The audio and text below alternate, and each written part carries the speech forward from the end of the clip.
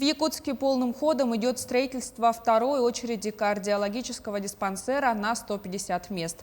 Работы проводят 95 человек. Бригады прокладывают электрику на лестничных площадках, ведут работу по устройству стяжки, также прокладывают вентиляционные каналы. По словам строителей подрядной организации, необходимые материалы предоставлены, отставания от графика нет. Общая площадь кардиососудистого центра составляет более 15 тысяч квадратных метров. В состав комплекса входит блочно-модульная котельная. Пункт для хранения кислородных баллонов. Также имеется склад жидкого топлива на 50 кубических метров и дизельная электростанция. Отмечу, что строительство началось 2 года назад. Ввод диспансера планируется в конце этого года. На сегодняшний день стройготовность объекта составляет 57%.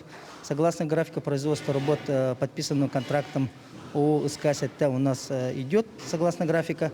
Все строительные материалы, которые необходимы для работы, они уже здесь на объекте находятся. Объект тепло было запущено в прошлом году, в ноябре месяце. То есть работы они не останавливались. Отличительно от других объектов, рентгензащита. Она предусматривается нескольких видов на полу, потолках, на стенах.